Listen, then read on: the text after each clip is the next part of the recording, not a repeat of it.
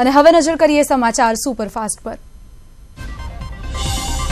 प्रदेश कांग्रेसનો आंतरिक जूथवाद चरमसीमाए पहुंच्यो छे। पक्षना अंदरोअंदરના जूथवादથી કંટાળીને प्रदेश कांग्रेस प्रभारी राजीव सातवे पद परથી मुक्ति मांगी होવાની चर्चा छे। सातवे हाईकमांडने रजूआत કરી છે કે આ જૂથવાદની સ્થિતિમાં લોકસભા ચૂંટણીમાં ધાર્યું પરિણામ મેળવવું શક્ય નથી। તેવામાં પ્રદેશ કોંગ્રેસમાં નવા પ્રભારીની નિયુક્તિની શક્યતા વર્તાઈ રહી છે। જો કે નારાજગીના અહેવાલો પર રાજીવ સાતવે નિવેદન આપ્યું છે કે કોંગ્રેસમાં કોઈ જૂથબંધી નથી। જૂથબંધી કોંગ્રેસમાં નહીં, ભાજપમાં છે। 2022માં કોંગ્રેસને સત્તા પર બેસાડીશ અને કોંગ્રેસ સત્તામાં આવશે ત્યારે જ હું ગુજરાત છોડીશ। મહુવામાં માઇનિંગના વિરોધમાં ગયેલા ખેડૂતો અને પોલીસ વચ્ચે થયેલા ઘર્ષણના વિરોધમાં 5 ગામોમાં સજ્જડ બંધ પાડવામાં આવ્યો છે। ધરપકડ કરાયેલા લોકોને છોડવાની માંગ સાથે સજ્જડ બંધ પાડવામાં આવ્યો છે। જ્યાં સુધી લોકોને નહીં છોડાય ત્યાં સુધી બંધ રાખવાની ચીમકી આપવામાં આવી છે। લોકોએ રામધૂન બોલાવીને વિરોધ નોંધાવ્યો છે।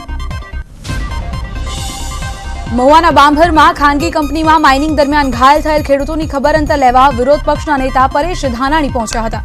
જનવય ધાનાણીએ મહુવા હોસ્પિટલમાં જખમી થયેલ ખેડૂતોની મુલાકાત કરી હતી અને તેમના પ્રત્યે સંવેદના વ્યક્ત કરી હતી। રાજકોટવાસીઓ માટે સારા સમાચાર છે। આજે રાત્રે નર્મદાના નીર રાજકોટ પહોંચશે, જેથી ઉનાળામાં આવનારી પાણીની સમસ્યાનો ઉકેલ આવશે। નર્મદામાંથી આજી ડેમમાં આજે પાણી આવશે। આજી ડેમમાં ચોમાસા સુધી ચાલે તેટલું પાણી ઠાલવવામાં આવશે। સૌની યોજના અંતર્ગત ડેમમાં પાણી ભરવામાં આવશે। આજી ડેમની હાલ 16 ફૂટ સપાટી છે, ત્યારે હવે તેમાં 26 ફૂટ સુધી પાણીથી ભરવામાં આવશે, જેથી રાજકોટવાસીઓને ચોમાસા સુધી પાણીની તંગી નહીં રહે। રાજકોટમાં 24 કલાકમાં સ્વાઇન ફ્લૂથી 2 દર્દીના મોત થયા છે। જૂનાગઢના વૃદ્ધા અને રાજકોટના વૃદ્ધનું સારવાર દરમિયાન મોત થયું છે। 62 વર્ષની વૃદ્ધાનું રાજકોટ સિવિલ હોસ્પિટલમાં સારવાર દરમિયાન મોત થયું છે। મૃતક વૃદ્ધા જૂનાગઢ જિલ્લાના ખડપીપળી ગામના રહેવાસી છે। બનાસકાંઠાના દિયોદરના ચીભડા ગામમાં ડિફ્થેરિયા રોગથી 2 બાળકીના મોત થયા છે। 12 જેટલા બાળકોને ડિફ્થેરિયા રોગની અસર છે। શ્રદ્ધા વાઘેલા અને પ્રિયંકા ગેલોતરના રોગના કારણે મોત થયા છે। જાણ થતાં જ દિયોદર આરોગ્યની ટીમ ઘટનાસ્થળે પહોંચી છે। અસરગ્રસ્ત બાળકોને સારવાર માટે દિયોદર સિવિલ હોસ્પિટલમાં ખસેડાયા છે। મોરબીના સિરામિક યુનિટોમાં આઈટીના દરોડા પડ્યા છે। 25 થી 30 ટીમો દ્વારા સર્ચ ઓપરેશન હાથ ધરાયું છે। જુદા જુદા સિરામિક યુનિટોમાં સર્વે હાથ ધરાયો છે, જેમાં મોટી કરચોરી બહાર આવે તેવી શક્યતાઓ છે। સુરતમાં રેલવે સ્ટેશનનું પાણી જોડાણ કાપવામાં આવશે। 3.51 કરોડ રૂપિયાનો વોટર ટેક્સ નહીં ભરાતા જોડાણ કાપી નાખવામાં આવશે। મહાનગરપાલિકા તંત્ર દ્વારા આગામી દિવસમાં કાર્યવાહી કરવામાં આવશે। રવિવારે એલઆરડીની પરીક્ષા હોવાથી રાજકોટ ડિવિઝનની 500 થી વધુ બસોના રૂટ રદ કરવામાં આવશે। પરીક્ષા માટે બસો ફાળવાતા યાત્રિકોને મુશ્કેલી પડી શકે છે। રાજકોટ ડિવિઝનની 520 માંથી 350 બસોની ફાળવણી કરવામાં આવશે, જેના કારણે 50,000 જેટલા મુસાફરોને અસર થશે। રાજકોટ ડિવિઝન અંતર્ગત આવતા 9 ડેપોને પણ અસર થશે। અમદાવાદના વટવા નારોલ રોડ પર ભર શિયાળે ભૂવો પડ્યો છે। ચોમાસા બાદ હવે શિયાળામાં પડતા તંત્ર સામે સવાલો ઉઠ્યા છે। એએમસીએ ભૂવાને બેરિકેડથી કોર્ડન કર્યો છે। જો કે ભર શિયાળામાં ભૂવો પડતા તંત્રની કામગીરી સામે અનેક સવાલો ઉઠી રહ્યા છે। ગોંડલમાં મગફળીની ખરીદી માટે લાંચ લેતા વાયરલ થયેલ વિડીયો મામલે નાગરિક પુરવઠા નિગમે ફરિયાદ નોંધાવી છે। ગોંડલ સિટી પોલીસમાં વિડીયોમાં દેખાતા ભરત નામના શખ્સ સામે ફરિયાદ નોંધાઈ છે। સુરેન્દ્રનગરમાં ગરીબ કલ્યાણ મેળામાં લાભાર્થીઓએ હોબાળો કર્યો હતો। ગરીબ કલ્યાણ મેળા માટે પહોંચેલા લાભાર્થીઓએ ગેટના તાળા બંધ જોતા હોબાળો કર્યો હતો। ગરીબ કલ્યાણ મેળો કોઈ કારણોસર બંધ રખાયો હતો, છતાં આ અંગે તંત્રએ લાભાર્થીઓને કોઈ જાણ નહોતી કરી, જેના પગલે લાભાર્થીઓએ હોબાળો કર્યો હતો। વલ્લીના મેઘરજના છીકારી પ્રાથમિક શાળા 2માં શિક્ષકોની ગંભીર બેદરકારી સામે આવી છે। શિક્ષકોની બેદરકારીથી બાળક શાળાના ઓરડામાં રહી ગયું। ઓરડાને તાળું મારી દેતા વિદ્યાર્થી શાળામાં પુરાયો હતો।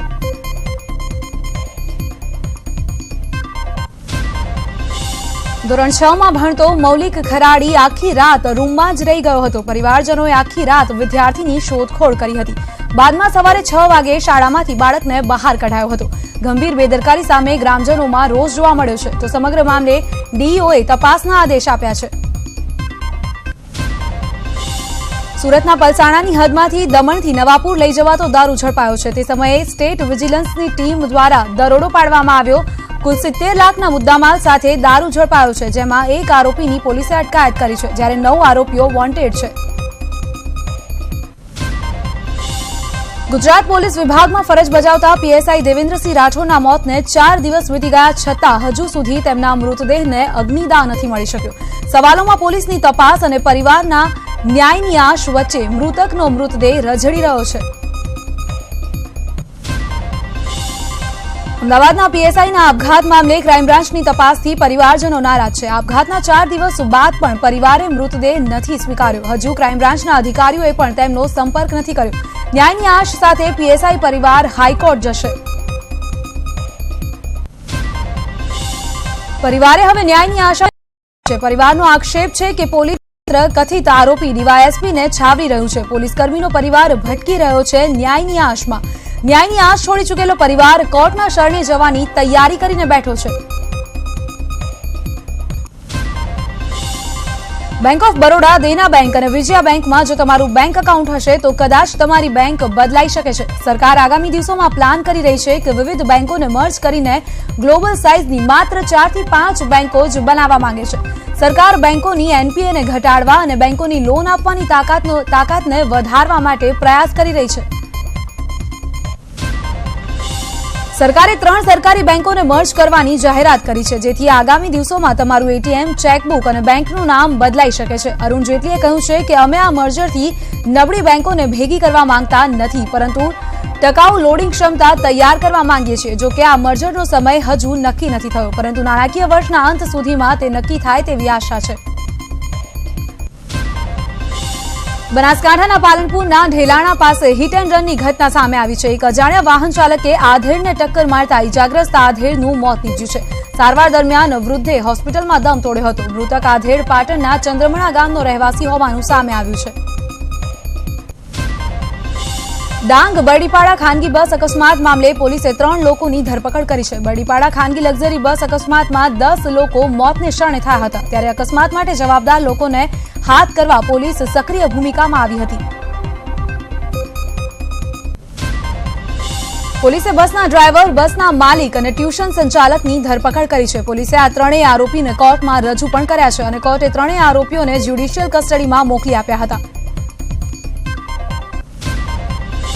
કોસંબા નજીક હથુરણ ગામે બોઇલર પ્લાન્ટમાં આગ ભભૂકી હતી. હથુરણ ગામ પાસે બંધ પડેલી નકોડા કંપનીના બોઇલર પ્લાન્ટમાં અચાનક આગ લાગી હતી, તો આગને પગલે સમગ્ર પ્લાન્ટ બળીને ખાખ થયો હતો.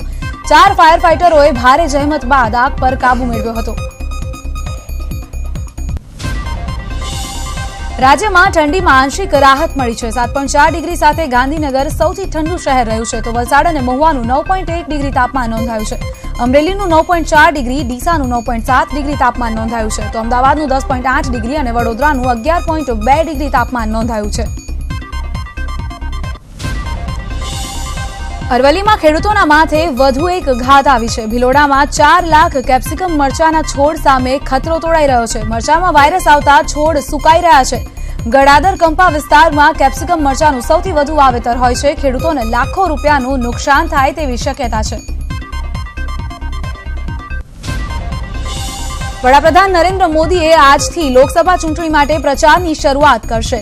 જાલંધરથી પ્રચારની શરૂઆત કરવામાં આવશે. પીએમ મોદી પંજાબના ગુરદાસપુરમાં થનારી બીજેપી અને અકાલી દળની સંયુક્ત રેલીમાં સામેલ થશે અને જાહેર સભાને સંબોધન કરશે. આ સાથે જ વડાપ્રધાન લવલી પ્રોફેશનલ યુનિવર્સિટીમાં ઇન્ડિયન સાયન્સ કોંગ્રેસનું ઉદઘાટન કરશે, તેમજ જાલંધરમાં વિદ્યાર્થીઓ દ્વારા બનાવેલ ડ્રાઈવરલેસ સોલારથી ચાલતી બસની સવારી પણ કરશે. વડાપ્રધાન આગામી લોકસભા ચૂંટણી માટે 20 રાજ્યોમાં લગભગ 100 રેલીઓ કરશે. લોકસભા ચૂંટણી પહેલા મોદી સરકાર ખેડૂતોને આપશે મોટી ભેટ. સરકાર ખેડૂતોને પ્રતિ એકર 4,000 રૂપિયાની રકમ આપશે. સાથે જ પાક ધિરાણ પણ વ્યાજમુક્ત થશે અને ખેડૂતોને 1 લાખ સુધી વ્યાજમુક્ત લોન આપવામાં આવશે. પૈસા સીધા જ ખેડૂતોના બેંક ખાતામાં જમા થશે. આ માટે સરકારને વાર્ષિક 2.30 લાખ કરોડનો બોજો પડશે. સબરીમાલામાં ગઈકાલે 40 વર્ષથી ઓછી ઉંમરની 2 મહિલાઓએ દર્શન કરતા સમગ્ર રાજ્યમાં તેનો વિરોધ જોવા મળ્યો છે. બંને મહિલાઓના દર્શનના સમાચાર વાયરલ થતા જ રાજ્યમાં હિંસા ભડકી ઉઠી છે, જેમાં એક વ્યક્તિનું મોત થયું છે. મંદિરમાં મહિલાઓના પ્રવેશ બાદ રાજ્યમાં ઠેર ઠેર વિરોધ પ્રદર્શન થયા છે, જેને લઈને કેરળમાં બંધ જાહેર કરવામાં આવ્યો છે. કેરળમાં ભડકેલી હિંસામાં ઘાયલ થયેલ 55 વર્ષના ચંદન ઉન્નીથનનું મૃત્યુ થયું છે. આજે કેટલાક હિન્દુવાદી સંગઠનોએ રાજ્ય બંધની જાહેરાત કરી છે. ઓરિસ્સાના કેન્દ્રપાડા જિલ્લામાં આવેલ નિપાનિયા ઘાટમાં બોટ પલટી ખાઈ જતા 9 લોકો મોતને ભેટ્યા છે, જેમાં 7 બાળકોનો સમાવેશ થાય છે. કેન્દ્રપાડાના ભીતારકનિકામાં આવેલ જગતસિંહપુર ગામના 50 લોકો ગઈકાલે નિપાનિયા ઘાટ ગયા હતા, ત્યારે પરત ફરતી વખતે બોટ પલટી જતા બોટમાં સવાર તમામ લોકો ડૂબી ગયા હતા.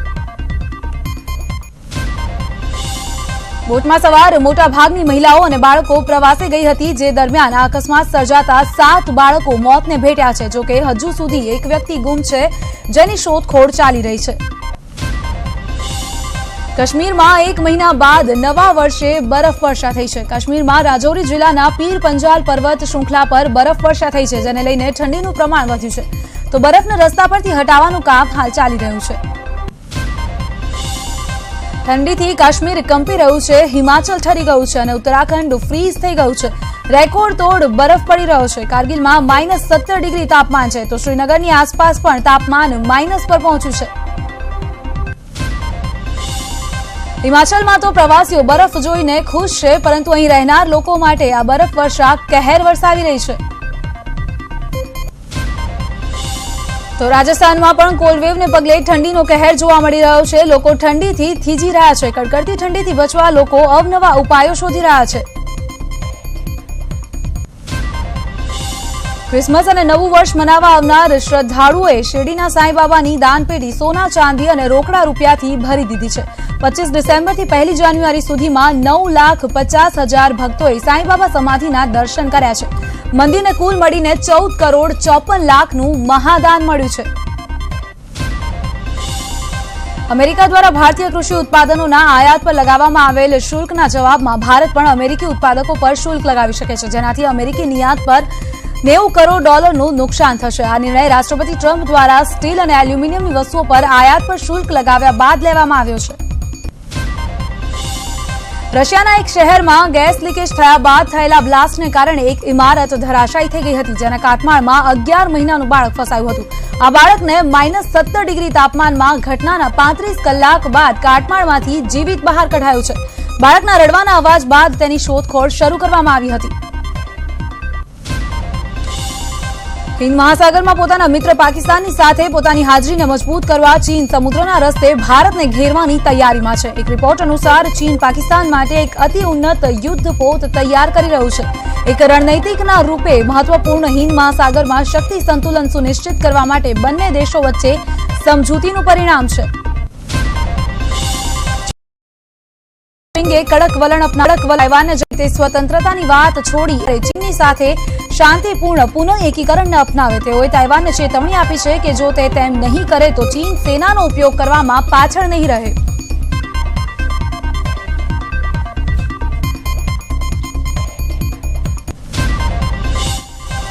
દિગ્ગજ ક્રિકેટર અને ભારત રત્ન સચિન તેંડુલકરના કોચ રમાકાંત આચરેકરનું 87 વર્ષની ઉંમરે મુંબઈમાં નિધન થયું છે. સચિનને નાનપણથી લઈને ક્રિકેટના ભગવાન બનાવવામાં આચરેકરનું મોટું યોગદાન રહ્યું છે.